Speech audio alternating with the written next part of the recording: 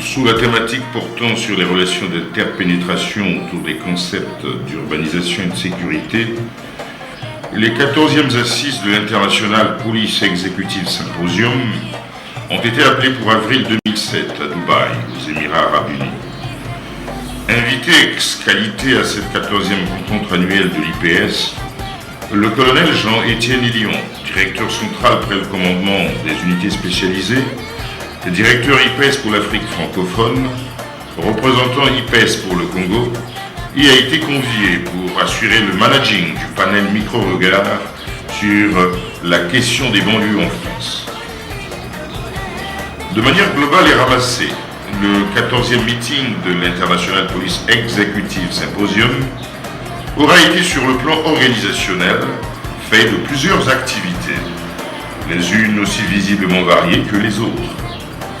Celles-ci ont été notamment axées sur les cérémonies de bienvenue, d'ouverture et de clôture avec focus en salle et à l'extérieur, les programmes culturels et de détente, les croisières et les visites de connaissances intérieures.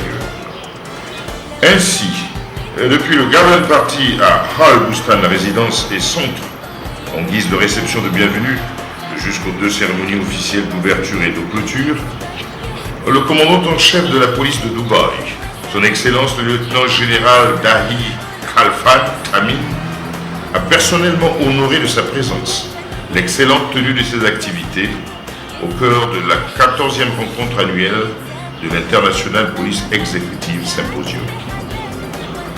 Aux côtés de cette autorité de poigne, dont la notoriété a véritablement pignon sur rue dans la fascinante cité de Dubaï, nous n'avons de cesse écouté et suivi religieusement les brillantes interventions des docteurs Dilip Das, Gary Gordner et Mohamed Mourad Abdullah, tous 3 professeurs de justice criminelle et respectivement président de l'International Police Executive Symposium, le chairman responsable du comité en charge du programme et de la sélection des travaux à présenter, enfin coordonnateur local du meeting de Dubaï. Bien entendu, toutes ces interventions par-delà tantôt la gratitude, tantôt l'hospitalité exprimée, au travers de très sympathiques mots aimables de bienvenue, ont tourné essentiellement autour de la thématique de la conférence, qui aura somme toute réussi à rassembler plus de 120 participants venus de près de 42 pays, tous les continents confondus.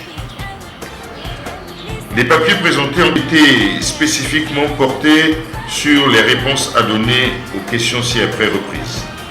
Quelles sont les questions de sécurité critiques auxquelles sont confrontés les gouvernements dans le contexte d'une croissance urbaine rapide? Quel regard portent les agences urbaines en charge de l'application de la loi face aux divers challenges de la sécurité publique? Il s'agit des crimes violents, du potentiel des actes terroristes, des crimes organisés internationaux, du contrôle de la circulation routière, de la sécurité du transport public, de la sécurisation des chantiers de construction, etc. Quelle est la méthodologie appropriée devant le crime en milieu urbain? Existe-t-il des modèles adaptés censés trouver des applications internationales? Quelles sont les bases théoriques de ces modèles? Le rôle de la sécurité privée dans le cadre de la sûreté publique urbaine? Toute autre matière qui concerne le thème. Les panels ont été, quant à eux, parfaitement constitués, en osmose avec les repères ciblés par les thèmes retenus supra. Ceux-ci ambitionnent naturellement d'assurer un juste équilibre d'approche entre chercheurs et praticiens de justice criminelle. Au nombre de 17, ces panels n'ont pas laissé de tout repos les éminents hommes de droit, les praticiens et les chercheurs présents à ce meeting. La rubrique culturelle et de loisirs a été pour sa part assortie d'une croisière sur les berges de Dubaï Creek avec dîner de banquet, une visite du musée du Dubaï, une visite du centre commercial Beur Juman, une visite de Bastakia Souk, une visite de Emirat Mal et de Burj Al Arab, l'hôtel le plus luxueux de la planète.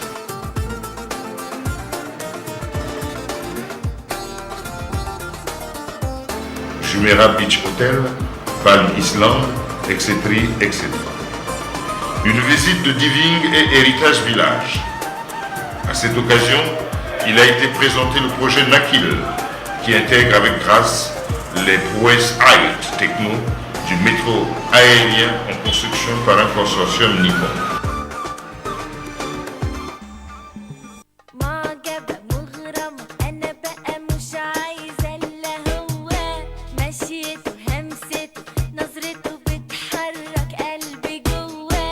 La très particulière visite du grand quartier général de la police de Dubaï aurait été, dans toute la plénitude du mot, une séquence de rêve pour tous. Édifice foncièrement futuriste, ce grand quartier général est une hallucinante tour de vitres et d'acier d'avenir qui abrite près de 1350 personnes et dont le coût a été évalué en dirhams à 181 599 224 dirhams. Elle est une conception architecturale qui combine trois principes majeurs, à savoir la méthodologie analytique rationnelle, les valeurs de la région et des données, l'information et les faits en relation avec le positionnement géographique. Ici, le CDC est à tous égards le centre des opérations. Module ultra moderne. Il suit à l'instant près tous les événements en cours, de la circulation routière à la commission des faits infractionnels. Pour un bon calibrage, en même temps que dans l'intérêt d'un meilleur suivi des travaux, le collège des directeurs IPS, comme à son habitude, réunit en marge de la conférence. Sur l'axe central de son intervention au cours de ses assises, suivant le directeur de l'IPS pour l'Afrique francophone, le colonel Jean-Étienne Héry. La question des banlieues s'est constituée depuis environ 25 ans dans l'Hexagone comme un problème social. Parce que tout simplement, ces quartiers réputés difficiles tendent à être définis comme étant le réceptacle, l'axe de convergence même de la plupart des maux de la société française. Ils symbolisent à cet effet la concentration des phénomènes de l'exclusion et l'archétype même du mal-vivre des grands ensembles. Ils sont régulièrement le théâtre des violences diverses et cristallisent les peurs face à l'insécurité. Des quartiers en pans entiers sont tenus régulièrement dans le soupçon du ghetto. Aussi par-delà, je voulais dire, les débats incessants engendrés, par-delà cette espèce d'explosion discursive débordant largement les faits observables, cette question, ma foi, est devenue depuis peu un objet d'étude privilégié des sciences sociales. Cette question des banlieues se situe au carrefour donc des thématiques plurielles telles l'immigration, le racisme, la ségrégation, les classes populaires, les violences urbaines, les cultures urbaines, les politiques sociales, la politique de la ville, etc. etc.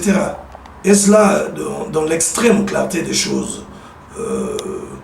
Sans le moindre quart de seconde, je ne suis pour ma part pas très enthousiaste de cette image pour le moins poussiéreuse que l'on aime comme ça à estampiller sur notre condition existentielle.